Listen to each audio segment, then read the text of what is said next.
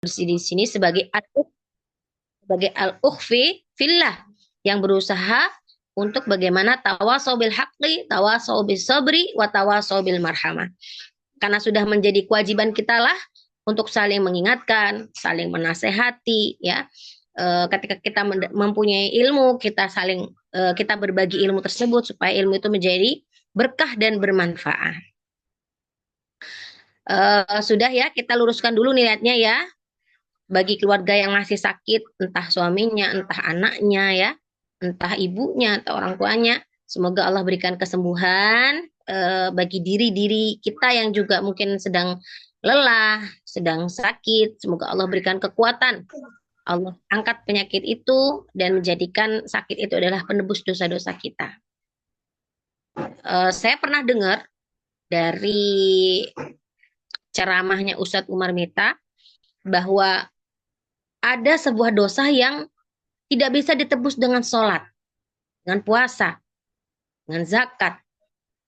Tapi dia bisa ditebus dengan lelahnya ketika dia mendidik anak. Lelahnya ketika seorang orang tua itu membersamai anaknya. Didik anaknya mulai dari anaknya dalam kandungan sampai dengan anaknya tumbuh dewasa. Ternyata kelelahan itu bisa menjadi penebus dosa-dosa kita di masa lalu. Maka ketika kita merasakan itu ya, merasakan mulai jatuh, mulai rapuh, mulai lemah, kita ingat lagi, oh ya Allah, ini penebus dosaku, ya. Ini surgaku. Sehingga kita bisa bangkit lagi, bisa semangat lagi. Kita hibur diri kita sendiri. Ini surgaku, surgaku, surgaku, surgaku. Ini penebus dosaku, penebus dosaku. Jadi kelelahan-kelelahan kita, kekecewaan kita, patah hati kita itu bisa memudar ya. Dengan bertahap perlahan dia akan hilang karena kita menumbuhkan rasa syukur kita di dalam hati kita dengan peran-peran yang kita punya.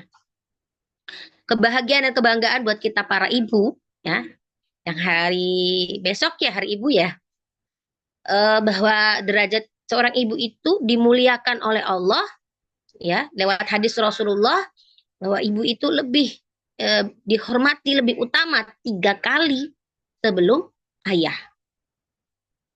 Karena memang menjadi seorang ibu itu ternyata berat sekali. Ya, bebannya berat, tanggung jawabnya berat, besar amanahnya. Bahkan dikatakan apabila ada seorang wanita, seorang istri yang dia hanya mengerjakan amalan-amalan wajib saja tanpa menambah dengan amalan sunnah, kemudian dia mentaati suaminya, maka dia bisa masuk surga dan memilih dari pintu mana saja yang dia mau. Ini bisa jadi semangat buat kita lagi. Nah, makanya tadi apa berpositif thinkingnya surgaku, surgaku, surgaku. Nah, itu kalau kita berpikirnya begitu, insya Allah kelemahan itu bisa kita atasi. Karena nggak ada kita yang sempurna Bunda, nggak ada kita yang nggak lemah, nggak ada kita yang nggak futur, nggak ada kita yang nggak pernah malas, semuanya pernah. Ya kalau ada yang curhat, Ustazah saya lagi males sholatnya, Ustazah saya lagi males ngajinya, Ustazah saya lagi sering marah-marah. Itu wajar. Semuanya akan pernah mengalami hal yang seperti itu. Itu bukan aib, ya. Tapi tidak kemudian kita berlarut-larut dalam kemalasan, berlarut-larut dalam kelemahan, berlarut-larut dalam ketidakberdayaan, berlarut-larut dalam ketidaksyukuran. Maka ketika kita mendapatkan itu, bukan berarti kemudian, aduh, ini gini ya, terus akhirnya mencela diri sendiri, tidak. Tetapi ketika kita dapati itu dalam diri kita, maka kita buang pelan-pelan. Ya, kalau kita nggak bisa langsung buang brek, ya kita buang pelan-pelan. Ya, kita istighfar. Dimulai dari istighfar. Kemudian setelah istighfar, kita perbanyak amalan-amalan sunnah, ya, perbanyak zikir kepada Allah. Maka di tema kita pada pagi hari ini, kita ingin berbicara, ingin merenungi, ingin muhasabah kembali, kita ajak ngomong lagi diri kita ini, wahai diri, di mana hati kita berlabuh? Apakah hati kita ini berlabuh pada harta yang kita miliki atau harta yang belum kita miliki? atau hati kita berlabuh pada anak-anak, atau hati kita berlabuh pada pasangan kita, atau hati kita berlabuh pada karir kita, ya. Maka jawaban yang paling tepat adalah hati kita ini harus berlabuh, bergantung, ya, harus eh, menuju Allah Subhanahu wa Ta'ala. Karena ada ada kata-kata hikmah yang mengatakan bahwa menjadikan Allah sepenuhnya sebagai penolongnya, sebagai tempat bergantungnya, itu adalah puncak dari tauhid yang tertinggi. Menjadikan Allah sepenuhnya sebagai tempat bergantung adalah puncak tauhid yang tertinggi. Dan kekecewaan itu sering timbul karena gagalnya harapan. Kenapa kita ini sering kecewa? Karena harapan kita itu sering kandas, sering pupus. Ekspektasi-ekspektasi kita nggak sesuai dengan realita. Kenapa bisa begitu? Karena kita berharapnya, bergantungnya kepada makhluknya Allah. Yang tidak ada yang sempurna makhluk Allah itu. Bisa mengecewakan kita kapan saja, bisa menyakiti kita kapan saja. Maka kita tidak boleh bergantung kepada makhluknya Allah. Kita bergantung hanya kepada Allah. Nanti kita coba sambil bicara dengan hati kita, ajak bicara, selama ini kita ini sudah seperti apa ya? Selama ini apa yang kita jalani dalam kehidupan kita sehari-hari sudah seperti apa ya? Nah, kita sama-sama ini ya, sama-sama ajak bicara hati kita buka kembali pikiran kita. Di surat Al-Baqarah ayat 152, saya tadi menyampaikan ke admin untuk peserta membawa mushaf, semoga ada yang membawa mushaf ya. A'udzu billahi minasyaitonir rajim. Bismillahirrahmanirrahim. Fadhkuruni azkurkum washkuruli wala takfurun. Ingatlah aku, wahai hambaku, maka aku akan mengingatmu. Dan bersyukurlah kepadaku dan janganlah engkau kufur. Ketika kita sudah mengingat Allah, Allah itu akan menyempurnakan kembali lebih untuk penjagaan bagi kita, kenikmatan bagi kita. Saat kita sudah bisa bersyukur, Allah akan tambah nikmatnya. Dalilnya sudah sangat masyhur. La in syakartum la azidannakum wa la in kafartum inna adzabi lasyadid. Kita sudah sering banget dengar. Tapi prakteknya, apakah kita sudah bisa melatih diri kita untuk senantiasa bersyukur atau kita masih gagal?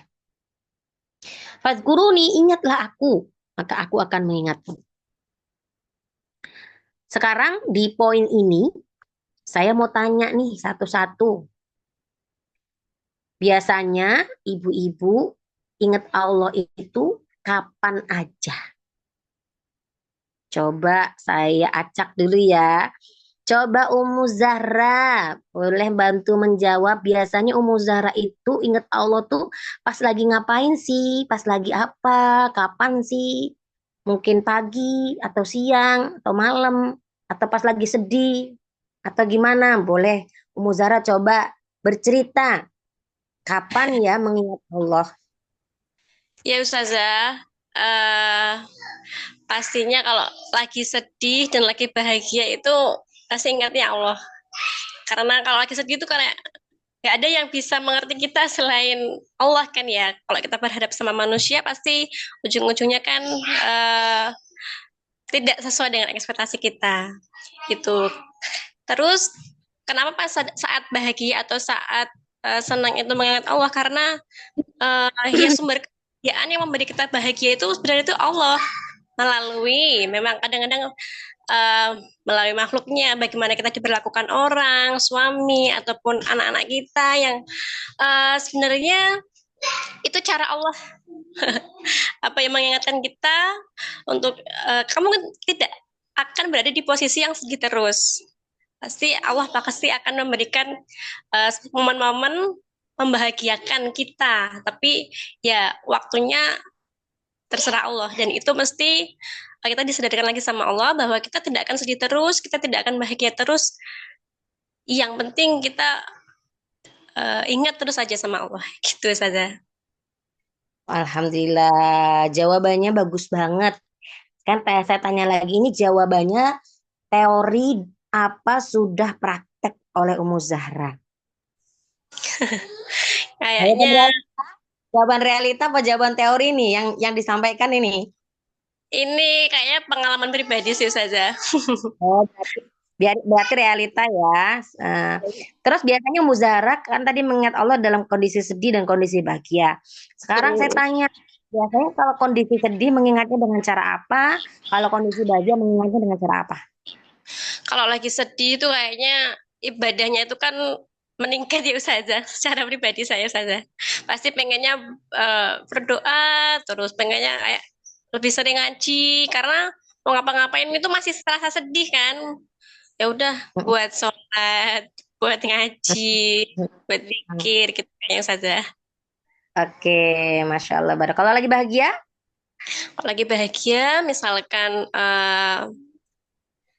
anak-anak itu di sekolah dapat laporan, tadi anaknya misalkan azam sudah bisa berani bertanggung jawab tadi melakukan kesalahan, itu kan saya ada sedikit bangga gitu loh saja. Pasti Hmm. ini pasti datangnya dari Allah gitu. Alhamdulillah, masya Allah ya Allah. Itu kan doanya tuh langsung apa ya Ustazah? Langsung kita tuh mengucapkan yang baik-baik untuk anak-anak kita itu. Langsung doanya ya Allah, semoga anak kami ini, pokoknya doanya macam-macam lah yang baik-baik gitu. Itu menurut saya itu salah satu cara mengingat Allah dalam keadaan yang lagi seneng, lagi bahagia gitu saja. Alhamdulillah. Terima kasih Umu Zahra, jawabannya Masya Allah bisa menjadi inspirasi buat kita semua ya. Sekarang saya mau tunjuk Azka Mufarida, Umu Yusuf. Wah, silahkan coba kalau Umi Azka ini gimana ya? Kapan yang ingat Allah seperti apa? Tadi seperti yang dijelaskan Umu Zahra. Silahkan, tafadholi. Bismillah. Kalau hampir sama saja sih Ustazah. Eh, kalau misalnya sedih itu doanya apa? Ingat Allah tuh kayak ya kita tuh nggak punya daya upaya gitu ya Ustazah selain Allah yang memampukan kita. Terus selain itu juga kalau pas misalnya lagi letih banget atau lagi kayak misalnya anak-anak ini kan memang usianya berdekatan dan mereka kadang bertengkar atau apa gitu. Terus kadang istighfar terus kenapa seperti ini terus bagaimana ya Allah gitu jadi kayak bertanya-tanya ke Allah gitu itu sering banget gitu jadi eh selain yang tadi itu ya yang disebutkan sama Umu sebelumnya itu tambahannya juga seperti itu kalau misalnya bertanya-tanya sedang tidak tahu harus bersikap seperti apa gitu tuh selalu nanya ke Allah gitu ini bagaimana ya Allah gitu jadi minta solusi ke Allah biasanya seperti itu Iya, Ustaz. iya. Masya Allah, jawaban bagus sekali. Jadi pengalaman Umu Azka ternyata juga Masya Allah ya, bisa kita jadikan inspirasi. Semua jawaban tadi bagus banget ya, pengalaman yang sangat berharga, yang sangat bagus banget. Masya Allah, barakallahu fikuma.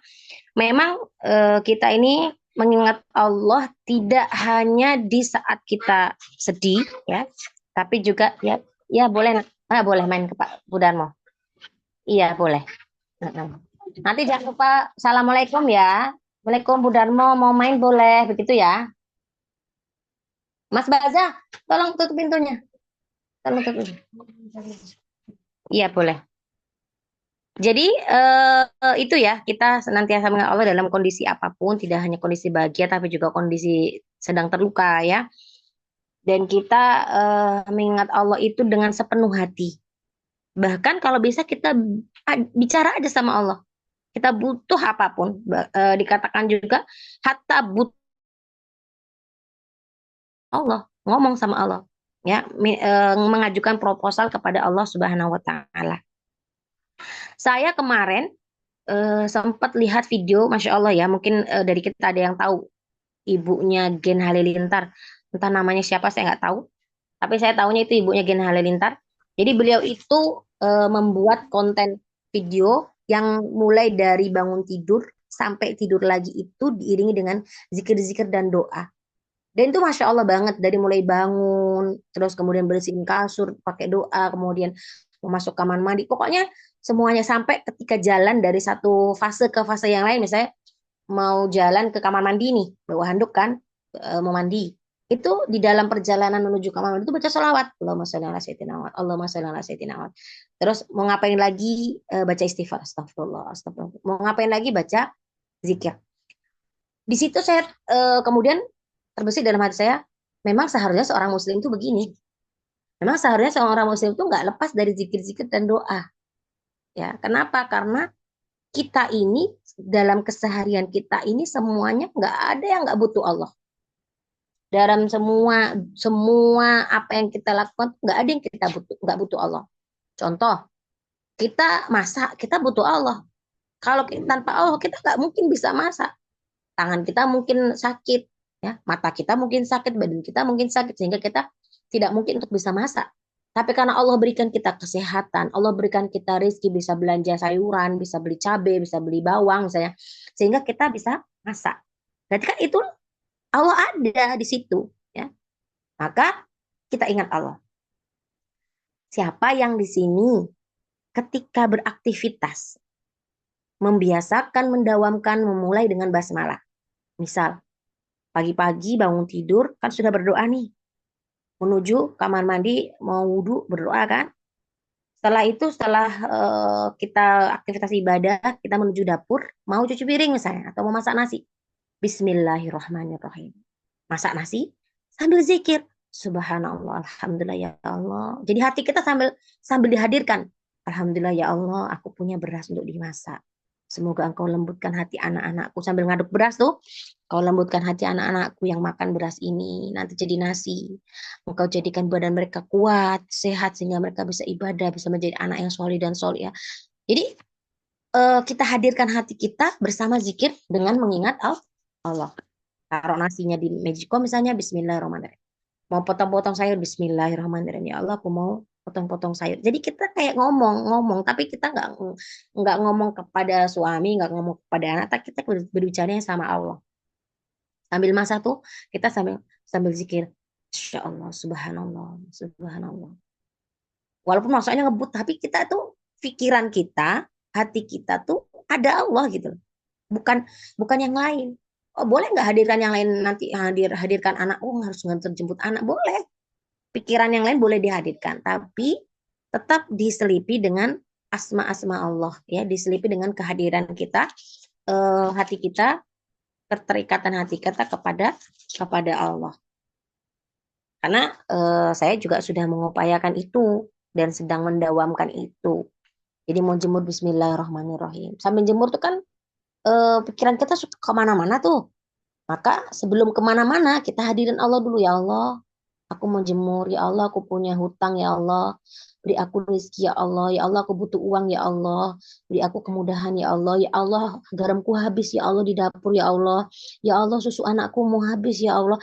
Jadi sambil jemur tuh, sambil ya Allah minta rizkimu, ya Allah diluaskan, berikan keberkahan. Ya Allah, aku minta sehat. Ya Allah, ya Allah, aku lagi kecewa. Ya Allah, ya Allah, aku lagi patah hati. Ya Allah, aku lagi sakit hati. Sembuhkan, kuatkan. Ya Allah. Itu kita hadirkan, ya. Jadi tidak hanya sekedar aktivitas rutinitas yang setiap hari kita lakukan, karena itu kan berulang terus. Nyapu tuh ya setiap hari, cuci piring tuh ya setiap hari, masak nasi tuh ya setiap hari. Alangkah sayangnya kalau itu terjadi berulang-ulang setiap hari, tapi itu kosong dari kehadiran kita, kedekatan kita kepada Allah. Itu kosong dari doa-doa dan zikir. Itu eman kalau bahasa Jawanya, ya. Sayang gitu. Maka coba sambil aktivitas tuh sambil kita ingat Allah. Saya beberapa hari ini saya kan sedang mengalami kekecewaan, sedang mengalami kesedihan. Karena itu tadi, sempat berharap kepada makhluknya Allah, menggantungkan harapan kepada makhluknya Allah yang ujung-ujungnya pasti sakit hati, pasti kecewa. Allah, saya berpikirnya, oh mungkin Allah itu lagi kepengen banget saya deket-deket sama Allah, makanya saya dikecewakan oleh makhluknya Allah. Kemudian saya berdoa, saya istighfar yang banyak sama Allah, saya sampaikan, saya curhatkan kekecewaan saya, sakit hati saya, sedih saya kepada Allah. Kemudian saya sampaikan kepada Allah, ya Allah, azkurkum, fazkuruni. Kalau tadi kan dalilnya, fazkuruni azkurkum. Ingatlah aku, maka aku akan mengingatmu. Maka saya balik, ya Allah, azkurkum. Ya Allah, aku udah zikir kepada engkau. Ya Allah, usabbihukum. Ana usabbihullah. Ya, saya sampaikan Allah, saya sudah bertasbih kepadamu. Saya sudah berzikir kepadamu. Ingatlah saya ya Allah. Karena saya tahu kalau kita diingat sama Allah, maka Allah akan mudahkan urusan kita. Maka Allah akan berikan kekuatan kepada kita. Maka di sela-sela aktivitas saya, karena memang rasa sedih itu ketika muncul kita di pikiran langsung sedih lagi. Gitu.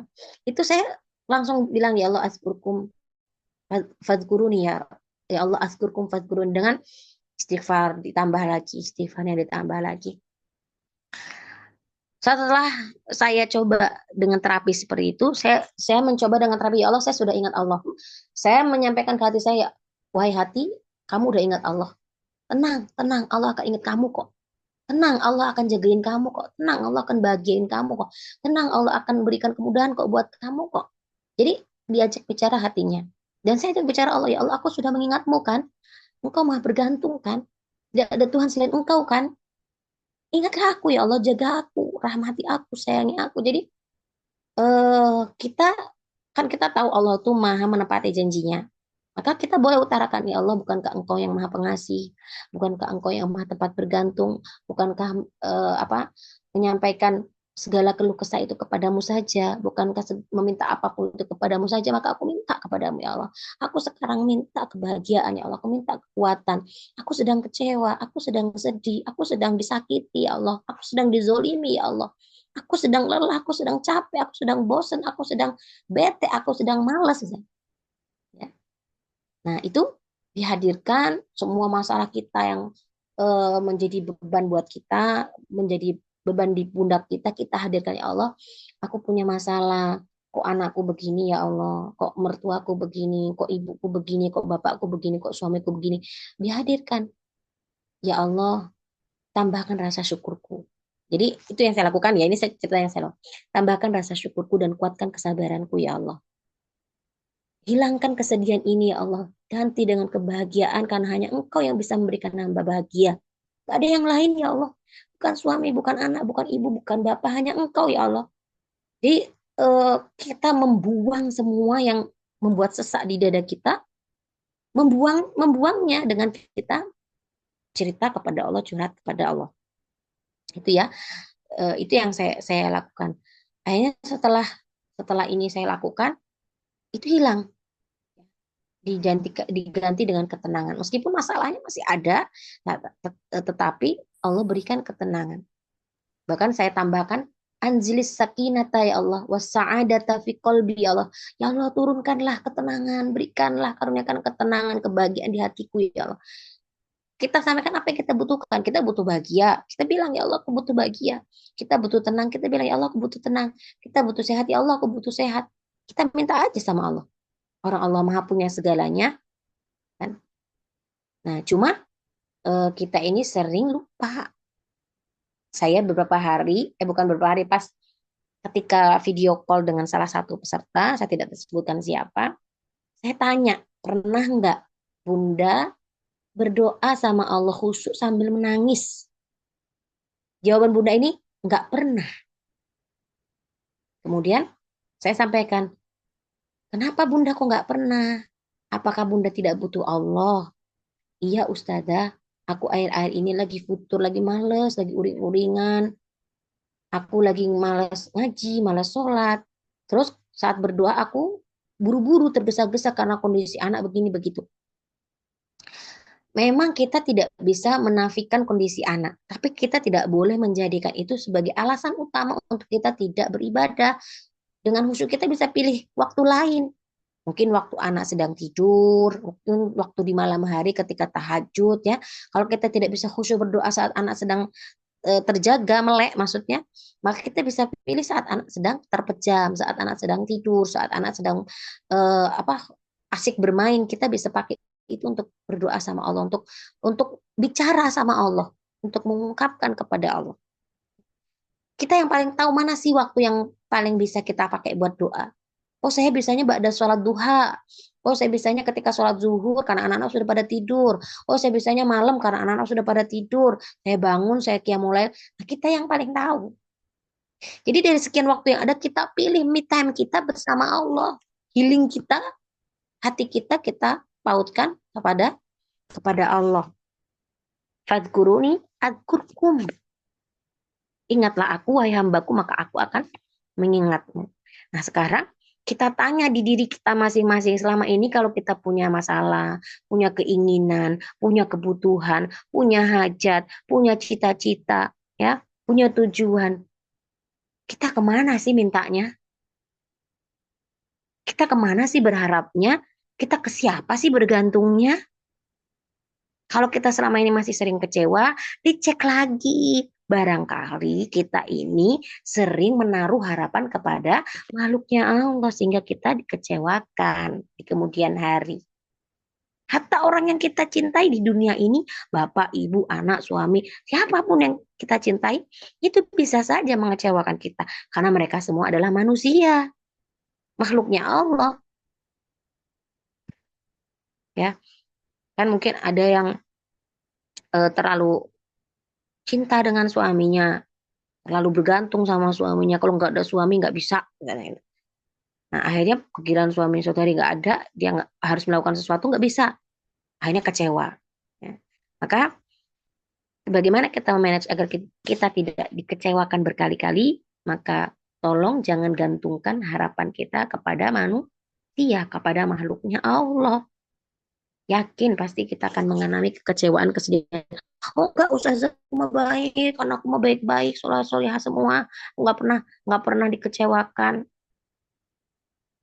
Tapi tetap kita tidak boleh menggantungkan harapan kita kepada selain Allah, ya. Artinya boleh nggak kita berharap anak kita sukses, anak kita juara, boleh, tapi tetap dilibatkan Allah. Ya Allah, aku kepengen deh anakku dapat juara, aku kepengen deh anakku pintar. Tetap Allah yang kita bawa, yang kita libatkan. Jadi jangan sampai dalam gerak-gerik kita, rutinitas kita, amalan-amalan kita dalam sehari-hari itu kosong dari mengingat Allah. Itu ya. Apa sih keutamaannya? Kalau kita ingat Allah, kalau kita terus-terusan ingat Allah itu apa sih keutamaannya? Satu, menjadi kita dekat dengan Allah, mendekatkan diri kita kepada Allah tentu ya. Kalau orang dekat pasti sering ingat. Hai ibu nih dekat sama anak kan? Pasti ingat. Oh, anaknya waktunya sekarang istirahat. Oh, tadi udah aku bawain bekal. Oh, nanti jam 11 waktunya jemput. Kan itu ingat namanya. Oh, dijemput. Nanti habis jemput aku harus masakin ini buat makan siang adik. Oh, adik nanti jadwalnya tidur siang. Oh, adik. Itu kan namanya mengingat anak. Ya, ingat kepada orang-orang sekitar kita. Kenapa? Karena kita merasa dekat. Coba kalau kita kepada orang yang nggak dekat sama kita. Contoh, kita punya teman alumni waktu SMA, kita nggak dekat sama dia. Masa kita bisa ingat dia, sering-sering ingat dia kan enggak? Mungkin ingat kalau pas lihat fotonya atau lihat statusnya atau lihat apanya. Tapi kan selain itu kita nggak mengingat dia gitu. Kenapa? Karena kita tidak dekat. Tapi kalau kita memiliki kedekatan, pasti kita akan sering ingat kok. Ya, begitu juga kalau kita memiliki kedekatan dengan Allah, kita pasti akan sering ingat Allah. Tapi kalau kita tidak memiliki kedekatan itu, ya kayak itu tadi teman SMA itu tadi. Ingatnya kalau pas, oh tiba-tiba statusnya muncul, oh iya ya ini teman SMA aku dulu ya. Oh, baru ingatannya muncul, ingat Allah muncul, oh karena aku lagi sedih, karena aku lagi nggak punya, karena aku lagi butuh, baru dia ingat Allah. Kalau lagi bahagia-bahagianya, lagi sehat-sehatnya nggak ingat Allah. Itu artinya tidak memiliki kedekatan. Maka dengan mengingat Allah kita menjadi dekat. Kemudian menguatkan keimanan. Setelah kita dekat tentu iman kita akan menjadi lebih kuat. Betapa. Kemudian yang ketiga menenangkan hati. Nah, kalau udah imannya kuat sama Allah deket, hatinya pasti tentram, pasti ingat, ya pasti tenang kok pasti ingat. Seperti di surah Ar-Ra'd, ala bidzikrillahi tatmainnul qulub. Sesungguhnya dengan mengingat Allah lah hati menjadi tenang, tentram, ya, adem, ayem, itu ya. Kemudian berikutnya meningkatkan kebahagiaan dan meningkatkan kesabaran. Tuh, yang masih suka jadi mak lampir kalau lagi bersama anak, termasuk ini mengingatkan diri saya sendiri ya. Artinya kita ini berarti kurang sabar. Kenapa kok bisa kurang sabar? Oh, mungkin kita ini kurang mengingat Allahnya. Kenapa kok kita kurang bahagia, kurang merasa bahagia, kurang merasa bersyukur? Oh, berarti mungkin mengingat Allahnya kita porsinya kurang banyak. Maka jadikan porsi mengingat Allah di dalam kehidupan kita itu lebih banyak daripada mengingat makhluknya Allah. Itu ya. Menjadikan Allah sepenuhnya sebagai tempat bergantung adalah puncak tauhid yang tertinggi. Kekecewaan timbul karena gagalnya harapan. Dialah Allah yang Maha Esa. Allah tempat meminta segala sesuatu. Ada yang tahu ini surat apa yang saya bacakan? Dialah Allah yang Maha Esa. Allah tempat meminta, tempat bergantung dari segala sesuatu. Surat apa ini ya? Ini terjemahan surat apa? Ada yang tahu? Ini sering banget kita baca suratnya dan sering banget dan mudah banget suratnya. Kita hafal semua ini suratnya. Ya, surat apa? Ada yang tahu nggak?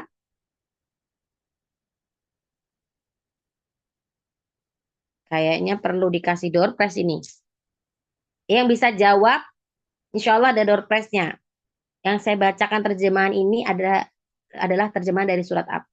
Dialah Allah yang Maha Esa. Allah tempat bergantung dari segala sesuatu. Tempat bergantung dari segala sesuatu. Jadi yang sudah ketemu, Surat Al-Ikhlas Ustazah.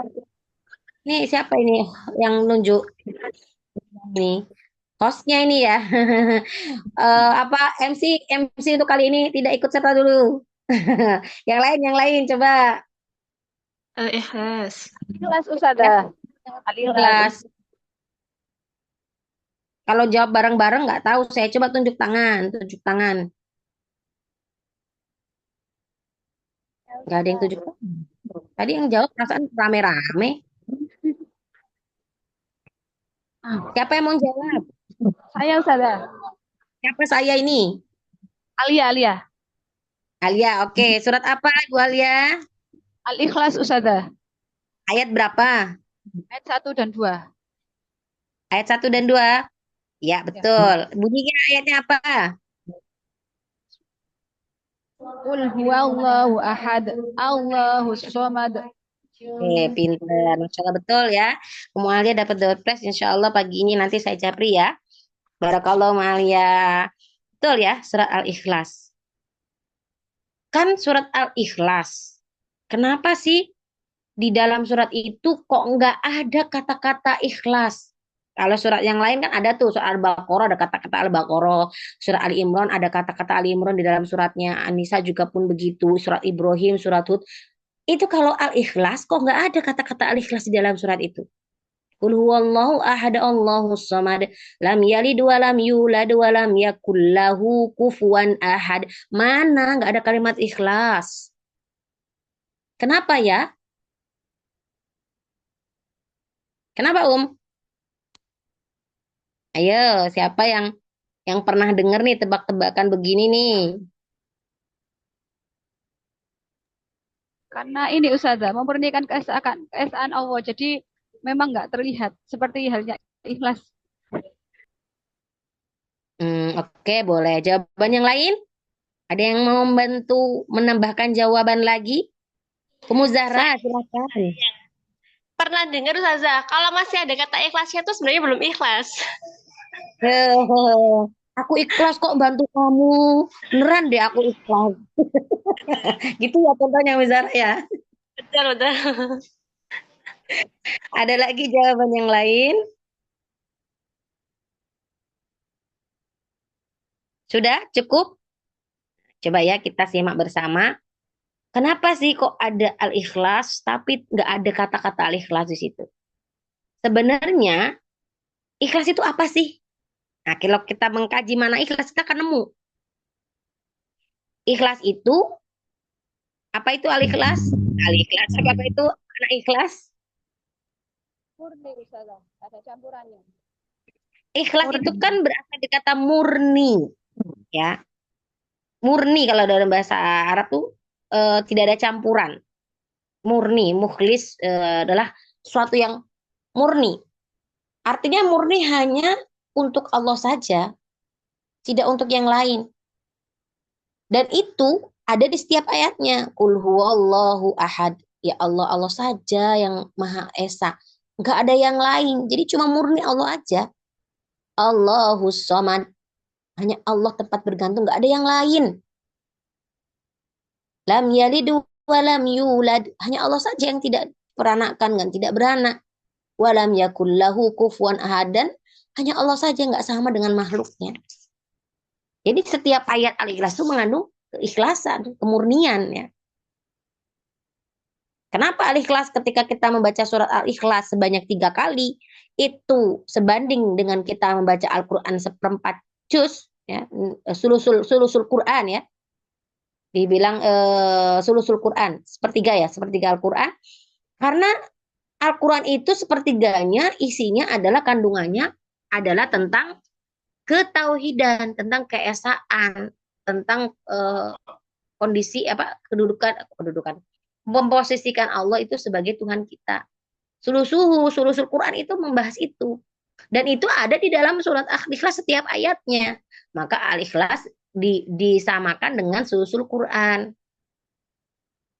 Ustazah, boleh nggak kita kalau baca sholat itu bacanya Al-Ikhlas melulu? Boleh. Saya sering begitu. Misalnya dia rakaat pertama baca surat yang lain. Nanti rakaat kedua baca Al-Ikhlas. Bahkan ketika sholat qobliyah subuh ya, itu disunahkan membaca Al-Kafirun dan Al-Ikhlas. Kenapa kok ada Al-Ikhlas dan Al-Kafirun? Karena di Al-Ikhlas itu kan kita mau mengesahkan Allah. Berarti kita tuh pagi-pagi itu udah mengesahkan Allah. Kenapa Al-Kafirun? Karena Al-Kafirun itu la a'budu ma ta'budun. Saya tidak menyembah apa yang engkau sembah ya orang-orang kafir. Jadi kita mengingatkan kita tuh nyembah Allah saja, nggak nyembah yang lain, nggak sama kayak orang-orang kafir yang nyembah yang lain. Lakum dinukum waliyadin. Itu ya di surat Al-Ikhlas tadi ayat 1 dan 2. Sayyidina Ali pernah menyampaikan bahwa ini kata Sayyidina Ali ya, aku pernah merasakan semua kepahitan dalam hidup. Dan yang paling pahit dalam kehidupan adalah berharap kepada manusia. Ternyata ada yang paling pahit dalam kehidupan itu adalah ketika kita berharap kepada manusia. Di surat At-Tolak ayat 3, barang siapa yang bertawakal kepada Allah, niscaya Allah akan mencukupi semua keperluannya, semua kebutuhannya. Nah, ini bisa jadi pegangan buat kita bareng-bareng ya, terutama buat saya juga. Nah, buat saya pribadi, bil khusus untuk saya, kalau kita butuh apa-apa, butuh segala sesuatunya, ya kita minta kepada Allah dengan cara kita bertawakal. Bertawakal itu berserah diri, pasrah kepada Allah, menyerahkan kepada Allah, minta sama Allah, dan juga memperbanyak amal-amal soleh. Itu juga bisa kita ajarkan kepada anak-anak kita biasakan kepada mereka. Misal, kalau anak-anak ngerengek, bunda minta beli mainan dong bunda. Oh adik mau mainan, yuk kita minta sama Allah, kita berdoa sama Allah yuk. Ya Allah, berikanlah aku mainan ya Allah. Nah, kita ajarkan tuh mereka minta sama Allah. Emang dia ngerti, Ustazah kan dia masih anak kecil, ngerti kok. Anak-anak tuh ngerti. Kita ajak, terus nanti setelahnya, ya Allah aku minta mainan ya Allah. Ya Allah berikanlah umiku uang untuk beli mainan. Setelah itu, sebenarnya kita kan udah punya uang nih sebenarnya. Kita mau beliin mainan tuh nggak langsung belikan. Ya kalau anak minta sesuatu jangan langsung, yaudah yuk kita beli yuk. Mi aku pengen beli susu, ayo kita beli ayo. Nah, kita arahkan dulu, kita jadikan itu kesempatan untuk mengedukasi mereka, mengajarkan tauhid kepada mereka dengan cara itu tadi. Wah dia mau susu, yuk kita minta sama Allah. Nah setelah itu tadi, ayo alhamdulillah Allah udah kasih Umi uang, bunda uang untuk beli susu. Ayo kita beli susu yuk sekarang ikut bunda. Nah nanti setelah dibelikan susu, bunda ajak lagi, edukasi lagi. Oh, sekarang adik udah dapat susu. Siapa yang kasih susu ini tadi? Allah. Yuk kita berterima kasih, bersyukur sama Allah. Alhamdulillah, terima kasih ya Allah sudah kasih susu, sudah kasih bunda uang untuk bisa beli susu. Apapun itu, kita bisa kaitkan itu dengan ketauhidan. Kalau kita memang niat, ya. Jangan seluntang lancar begitu aja. Anak minta apa belikan, anak butuh apa dibelikan. Tapi harus ada sisi-sisi edukasi yang kita tanamkan kepada mereka dari apa yang dia minta, dari apa yang dia butuhkan, sehingga mereka itu akan menjadi tertanam dalam diri mereka. Oh, minta itu ke Allah loh yang pertama kali. Oh, bergantung tuh sama Allah loh. Oh, kalau kita butuh itu, mintanya ke Allah loh. Oh, kalau udah dikasih nikmat, dikasih sesuatu, itu bersyukurnya kepada Allah loh. Bersyukur kepada Allah, terus kemudian tetap diajari berterima kasih kepada yang ngasih. Misalnya ada teman kita yang ngasih makanan ke anak kita nih, ada kue dari Bude misalnya atau dari siapa gitu. Alhamdulillah dapat kue dari Bude. Terima kasih Bude. Terima kasih Tante. Terus setelah itu kita sampaikan, siapa yang tadi menggerakkan tantenya untuk kasih kue? Allah ya. Kita bilang sama Allah, terima kasih ya Allah, aku bisa makan kue enak. Alhamdulillah ya Allah. Jadi ada nilai-nilai yang kita tanamkan dalam membersamai anak-anak kita. Jadi mengajarkan tauhid itu tidak harus teori, oh Allah yang Maha Esa, Allah tempat bergantung. Ini ada terjemahan surat Al-Ikhlas ayat sekian. Enggak hanya sekedar itu, tapi dimasukkan ke dalam sisi-sisi kebersamaan kita di sela-sela aktivitas bersama anak. Mau nyuapin anak, oh alhamdulillah Allah kasih nasi. Allah masih kasih kita lauk tuh, di luar sana masih ada orang yang belum bisa makan, nggak punya beras, nggak bisa masak, masih ada orang yang susah minum. Kita alhamdulillah bisa makan enak. Terima kasih sama Allah, yuk kita bersyukur. Lalu kita bacakan doa mau makan, kita suapin. Jadi ada hal yang kita tanamkan, nggak hanya berlalu begitu aja kebersamaan kita dengan anak itu. Termasuk kalau anak minta sesuatu, misalnya dari hal-hal kebutuhan sekolah dia, misalnya, Bunda aku minta tasku udah sobek untuk sekolah. Kita diajarkan, yuk kita minta sama Allah. Setelah itu, Bunda nanti akan kasih hadiah tas untuk kakak. Ketika kakak, nanti kalau kakak bantu Bunda, Bunda kasih hadiah tas. Jadi ada upaya yang bisa dia lakukan, nggak dibeliin gitu aja. Nanti dia setelah atau nanti kalau kakak sholatnya sudah 5 waktu, Bunda berikan tas baru. Jadi nanti dia kan akan berpikir, oh aku kalau mau dapat tas baru, aku harus sholat 5 waktu nih. Dia akan berupaya, akan berusaha. Nah itu yang kita ajarkan. Kita ajarkan mereka untuk punya usaha, punya upaya ketika mereka menginginkan sesuatu. Bukan cuma-cuma. Memang betul anak mintanya ke siapa lagi kalau nggak ke orang tuanya kan. Masa minta ke tetangga. Tetapi kita ajarkan mereka untuk tidak gampang, minta Bi, belikan ini, minta Bi, belikan ini. Ayah, papa, mama, ayo aku mau butuh ini belikan. Aku kepengen ini belikan. Terus nanti kalau nggak dibeliin, anaknya tantrum, nangis-nangis. Tapi kita ajarkan kepada mereka cara mendapatkan sesuatu itu dengan usaha, ya. Tidak kemudian diam aja terus kita bisa mendapatkan itu dengan mudah, dengan usaha, dengan upaya. Kan mereka belum bisa kerja, belum bisa cari duit. Jadi usaha mereka bukan itu.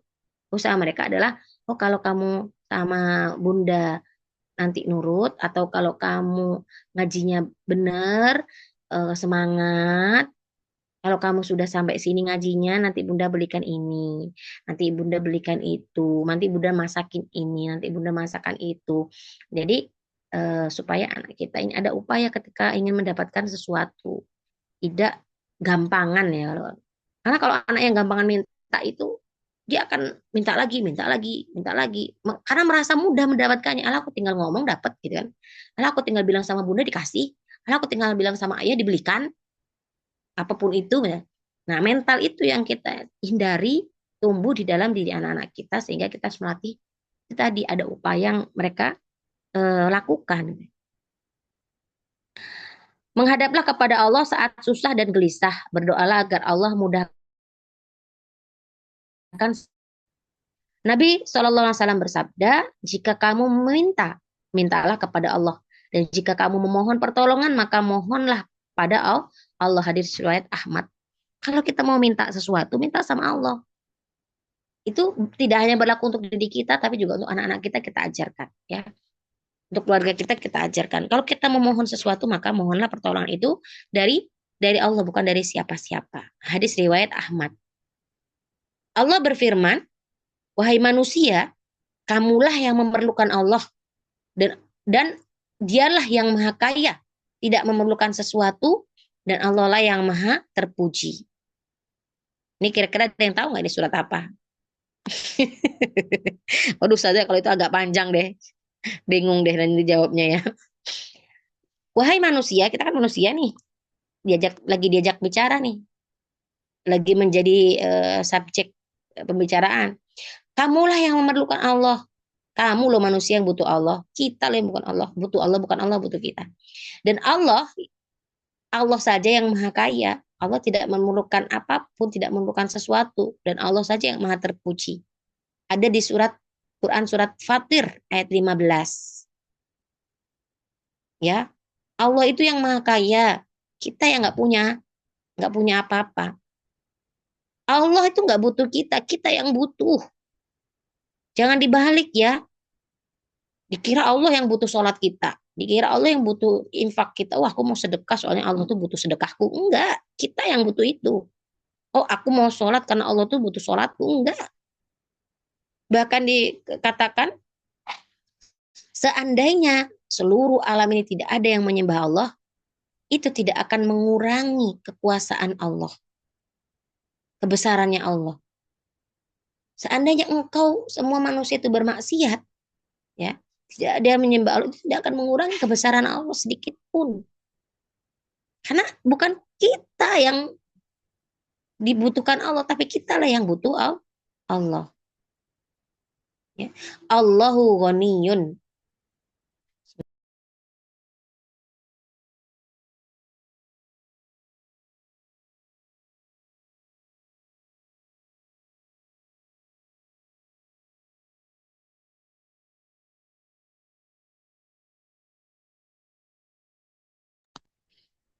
Innallaha ghaniyun karim. Ghani kalau dalam bahasa Arab itu artinya kaya.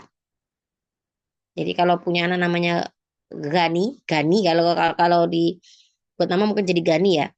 Itu berasal kata Ghani, itu artinya kaya. Nah, kita sekarang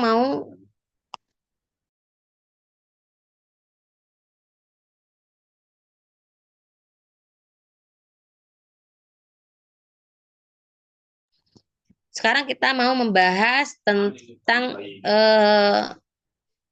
kekayaan Allah itu mencakup apa aja sih? Seperti apa aja sih kekayaan Allah? Tapi saya mohon izin dulu ya. Saya kok dari tadi pengen ke kamar mandi apa karena efek hujan ini jadi pengen ke kamar mandi sebentar ya. Saya izin dulu sebentar ya. Mohon maaf.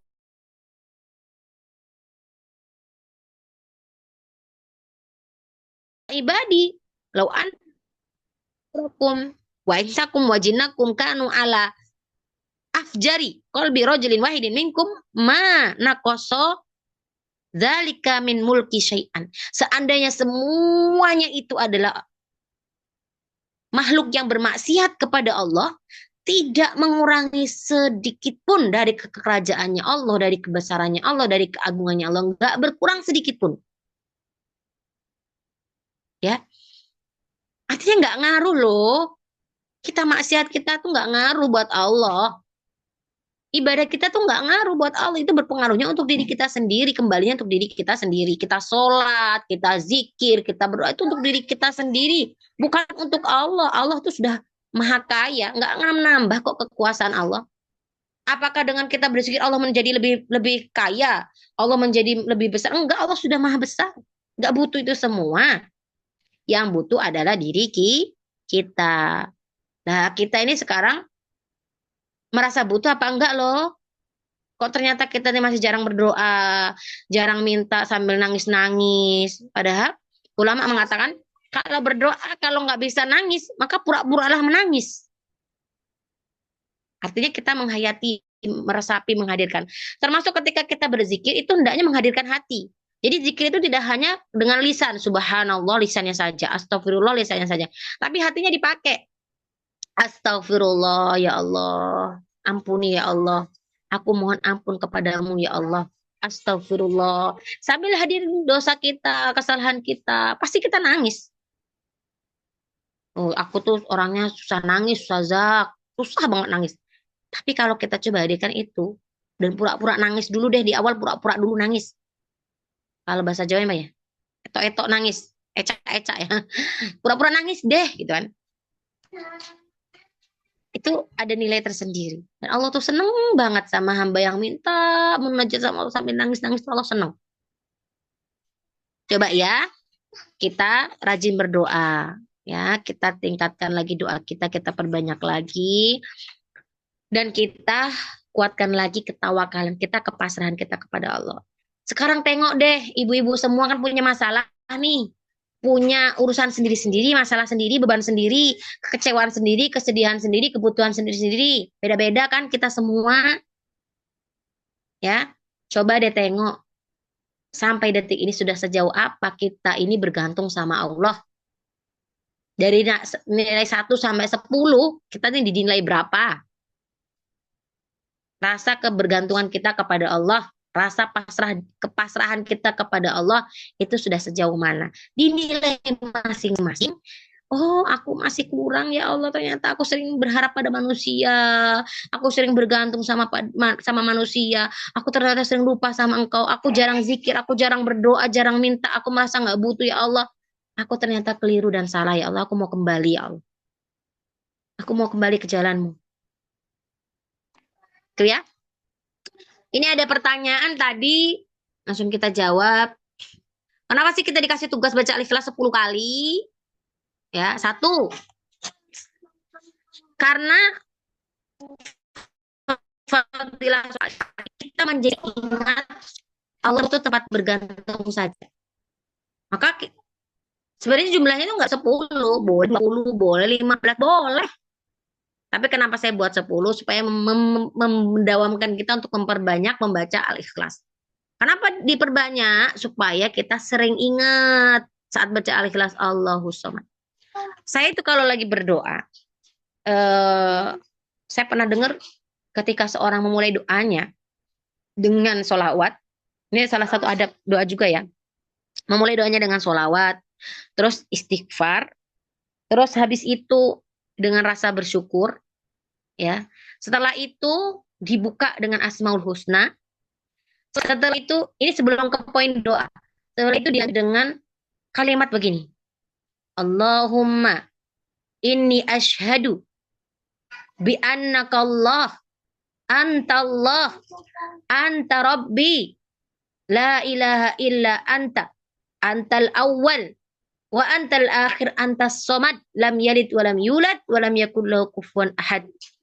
Baru setelah itu ke poin doa. Mau minta apa? Minta pengampunan, minta kasih sayang, minta kesehatan, minta kekuatan. Baru ke poin-poin itu.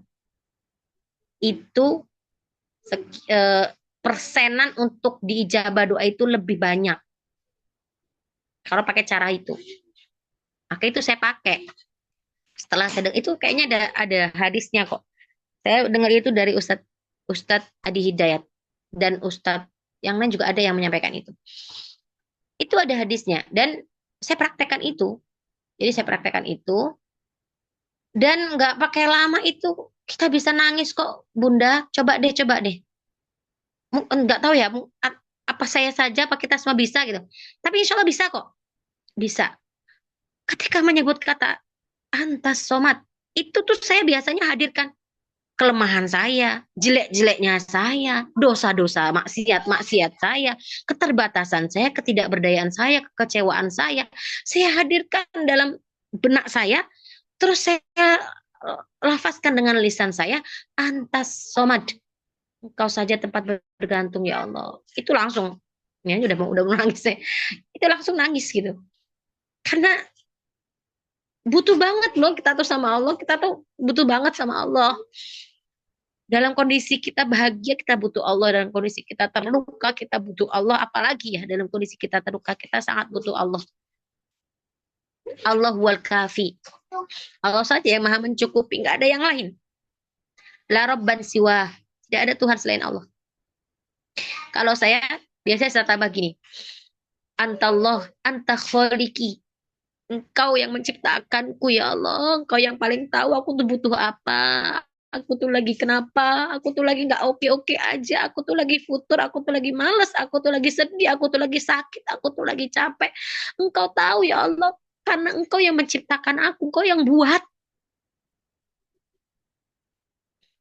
Jadi itu ya kalau saya. Jadi melo deh. Itu yang saya lakukan.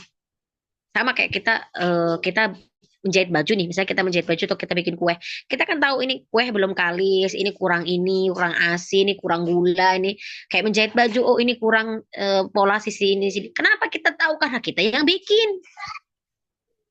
Jadi Allah tuh tahu banget kondisi kita, tahu banget hati kita tuh lagi hancur, apalagi bahagia tuh Allah tahu banget.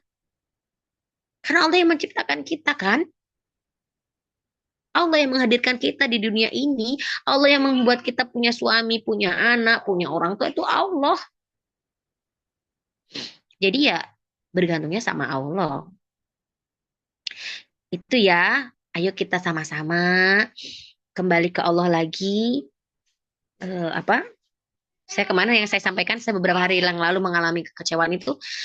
Akhirnya saya gini, ya Allah, udah deh, aku pasrah ya Allah, udah aku titip nih rasa ini, aku titip, pahit banget rasanya, nggak enak, sesak di dada, nggak nyaman ya Allah di hatiku, bikin nangis terus, aku titip, taruh, dah, titip sama Allah, pasrahkan sama Allah, udah. Selebihnya adalah fokus kepada amalan-amalan kita, fokus kepada peran kita berperan menjalankan peran kita dengan baik, dengan niat lillah. Maka, tapi alhamdulillah setelah itu Allah kasih ketenangan dan ternyata Allah mudahkan untuk masalah-masalah itu menjadi selesai. Ada masalah yang belum selesai, tapi diri kita udah lebih tenang. Itu ya, wallahu a'lam bishawab. Ini yang bisa saya sampaikan, nasihat untuk diri saya secara khusus dan untuk kita semua, karena kita semua ibu. Saya tahu persis.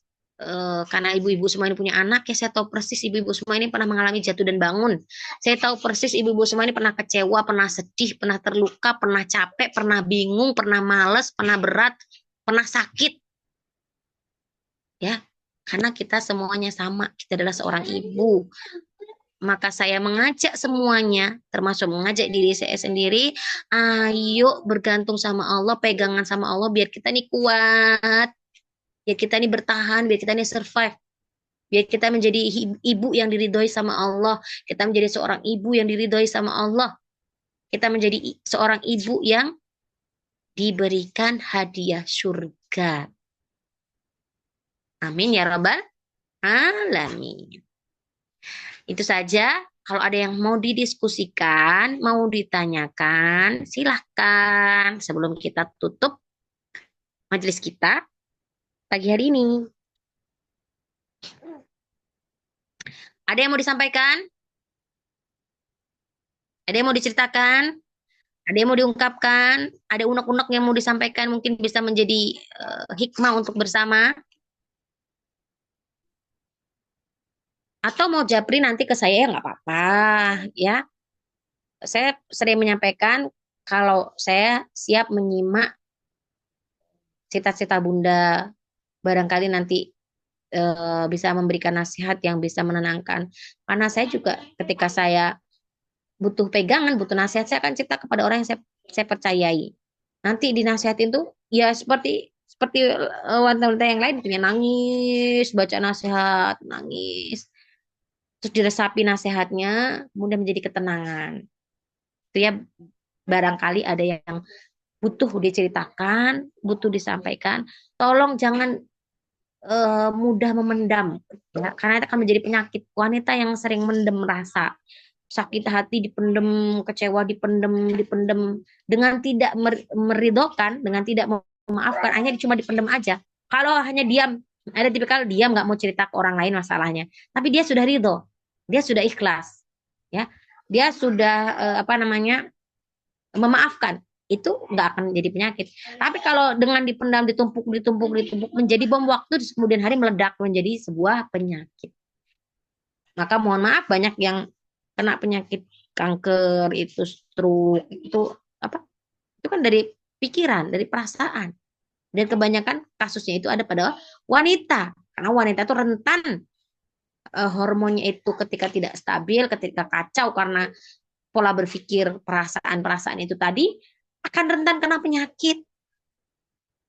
Maka jangan diungkep ya. Jangan diungkep masalahnya, bebannya jangan diungkep.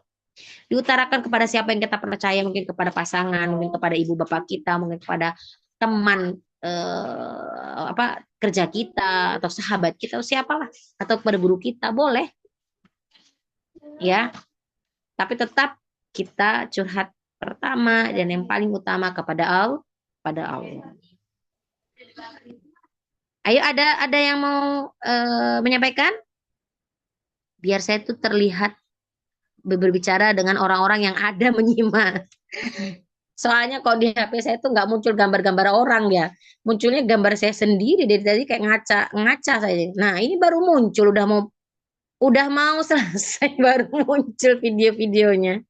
Dari tadi saya nyari ke kanan, saya geser nggak ada, ke kiri saya geser nggak ada, munculnya gambar saya sendiri. Jadi kayak ngomong sama diri sendiri, tambah lagi pada diem. Sudah, tidak ada yang mau disampaikan? Semoga bermanfaat ya. Oh, ada yang mau ngomong? Ya, mohon maaf Ustazah. Mau nanya Mau menyampaikan? Ustazah. Boleh. Gimana ya Ustazah cara kita bertahan di lingkungan yang sekiranya kita nggak nyaman, misalkan gitu. Misalkan kayak lingkungan terdekat kayak gitu Ustazah. Iya. Udah? Ada lagi Om? Tambahannya? Insyaallah itu aja Ustazah. Tentu kita kepengennya itu lingkungan yang sefrekuensi, satu suhu sama kita, satu arah sama kita. Tapi ketika kita ditempatkan di lingkungan yang kita nggak nyaman, apa sih yang bisa kita lakukan? Satu, tingkatkan dulu rasa syukur. Kedua, kita tebarkan kebaikan. Ya, tebarkan kebaikan kepada orang-orang sekitar kita meskipun kita nggak nyaman. Sekarang kita kalau mau flashback ke sirah, dulu Nabi Muhammad ketika berada di kalangan orang-orang kafir Quraisy, ya, Nabi Muhammad kan suku Quraisy, sama-sama Quraisy kan, harusnya sama-sama dengan golongannya, tapi karena golongannya itu adalah masih kafir, sehingga itu membuat ketidaknyamanan. Rasulullah dihina, dicaci, dikatakan gila, bahkan diancam dibunuh ya. Itu kan nggak nyaman. Tapi kemudian apa yang dilakukan Rasul? Menebar kebaikan. Sampai akhirnya orang-orang yang tadinya nggak nyaman itu adalah masuk Islam sehingga menjadi sahabat Rasulullah. Dan akhirnya berubah menjadi sebuah kenyamanan. Oh, aku nggak nyaman di lingkungan perumahanku. Orangnya jutek-jutek. Orangnya nggak Islami misalnya. Wah, tetanggaku apalagi begini-begini. Tebarkan kebaikan, berikan kebaikan. Jadi yang kita dapatkan itu adalah ketenangan meskipun tetangga kita tetap sama begitu. Misalnya dengan menyebarkan kebaikan dia terus akhirnya berubah tetangganya nggak berubah, tetap sama, tapi yang berbeda adalah kita menjadi lebih tenang. Saya itu punya tetangga ya, depan sama kanan. Tetangga kanan saya itu kalau nyetel musik, ya Allah, banter banget, kenceng banget, dan itu tengah-tengah malam gitu, nggak pagi, kenceng banget, udah kayak yang lain tuh nggak ada yang denger, udah kayak dunia itu milik dia gitu. Dan musiknya itu musik horek musik horek gitu loh. Itu kan dep di hati, ya Allah, nggak nyaman banget sih punya tetangga begitu. Tapi setelah kita bersyukur, kita tadi tetap berbuat baik. Meskipun tetangganya tetap aja begitu, tapi kita diberikan kenyamanan, enjoy. Akhirnya lama udah, memang dia orangnya begitu, udah biarin aja. Kita udah nasihatin tapi dia tetap Begitu udah biarin aja. Kita udah berbuat baik sama dia, tapi tetap begitu biarin terusan Allah. Tapi Allah akhirnya memberikan kenyamanan kepada kita. Yang nggak buat nyaman itu apa sih? Itu tetangga, anak, saudara, atau lingkungan rumah yang nggak bersih, yang jauh dari apa-apa, jauh dari toko, dan kan akhirnya apa yang menjadi nggak nyaman itu sebabnya di mana? Apa yang menjadi sebabnya? Maka ya kita gali kebaikan-kebaikan, rasa syukur yang bisa kita bangun dari itu. Saya pertama merantau di Jawa Timur, nggak nyaman saya karena saya nggak pernah ke Jawa Timur. Biasanya di Jakarta, udah di zona nyaman di Jakarta, banyak temen, banyak kenalan, teman-teman pada baik semua. Sampai di Jawa Timur nggak kenal ini, nggak kenal itu, harus kenalan lagi, harus mulai adaptasi lagi, harus dari awal lagi, nggak punya teman dekat.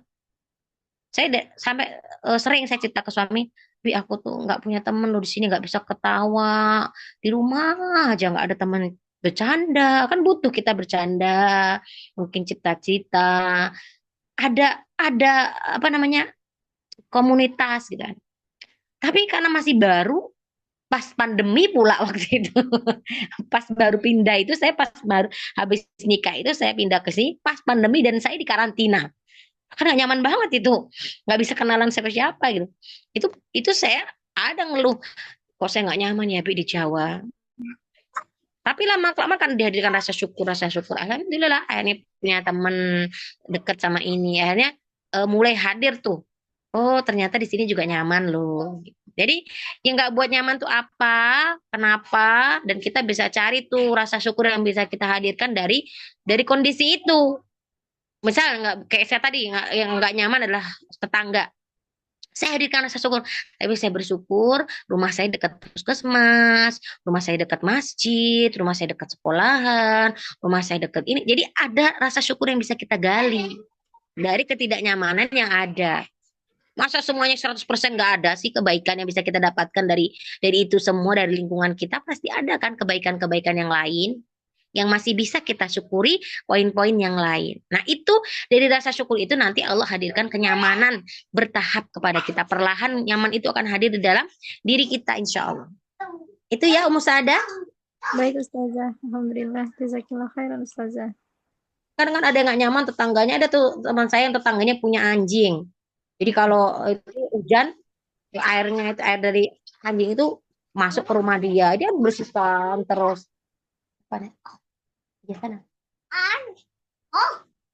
Jadi itu ya, insya Allah ya, digali kebaikan apa yang masih bisa kita syukuri. Nanti dari situ akan hadir kenyamanan itu perlahan. Ada lagi yang mau disampaikan dan ditanyakan? Masya Allah, ini ada Ummu Khaira. Tadi pas pertama saya masuk belum hadir, sekarang Alhamdulillah sudah ada. Ada lagi? Yang lain sudah cukup? Oke, semoga diamnya ini tandanya lagi baik-baik saja semuanya ya. Lagi oke-oke saja ya. Hatinya lagi bahagia, lagi sumringah ya. Lagi ringan-ringan saja. Semoga diam ini tanda baik-baik saja ya.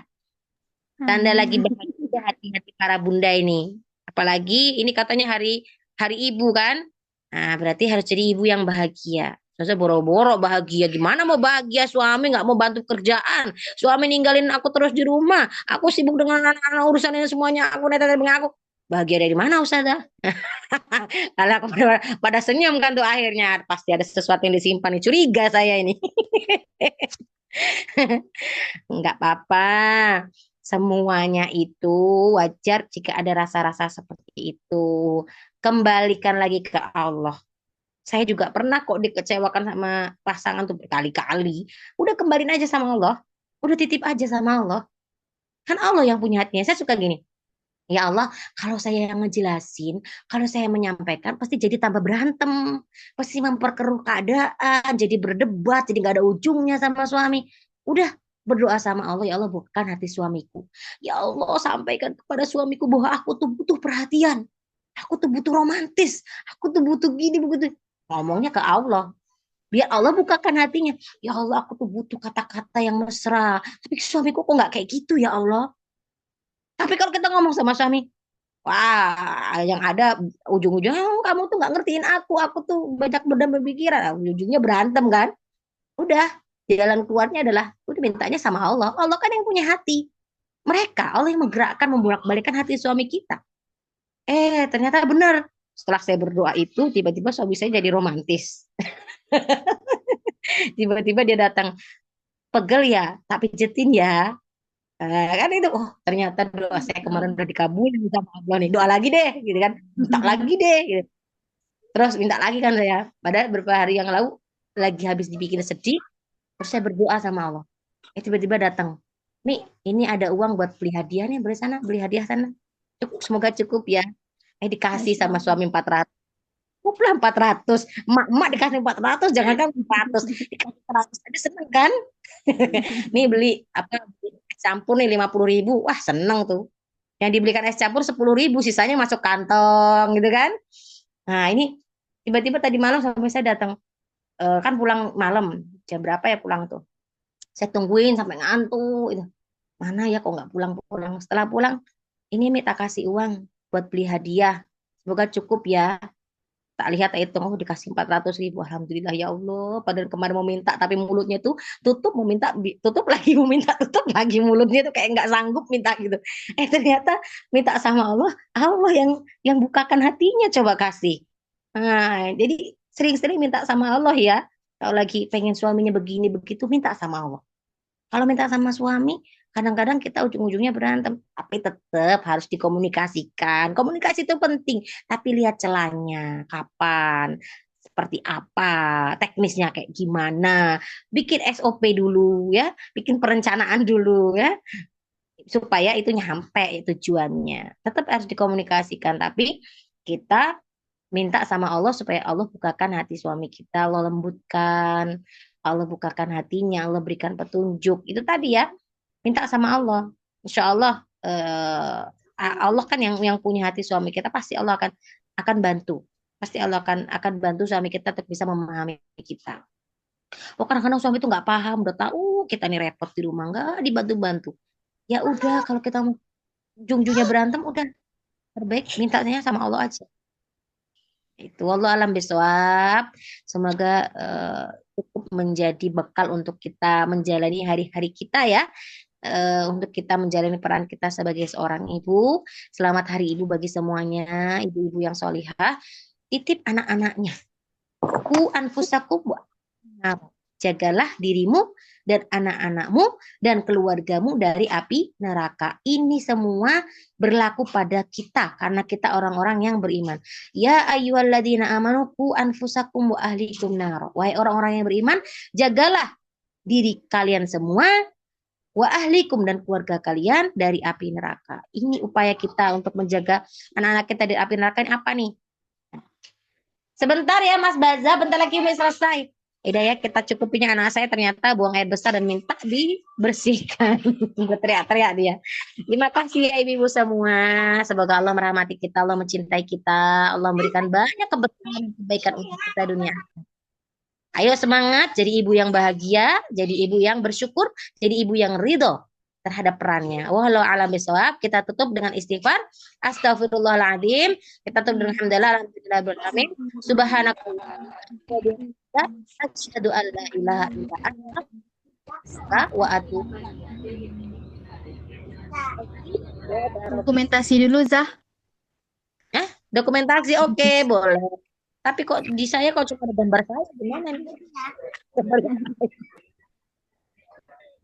Ya, silakan semuanya senyum bahagia. Yang nggak senyum berarti lagi nggak bahagia nih, curiga nih. Afwan izin, oke Ustazah sedang mengasihi.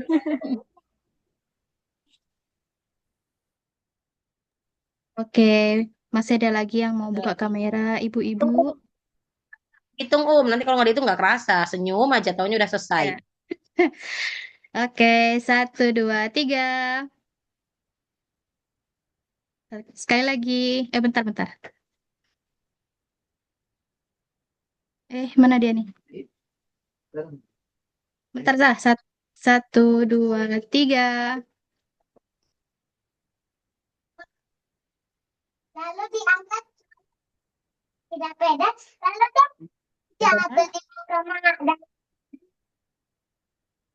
Sudah Umi Rafasya? Kering Ya nih nanti sudah, yang senyum ini. sudah Zah. Barakallah ya semuanya.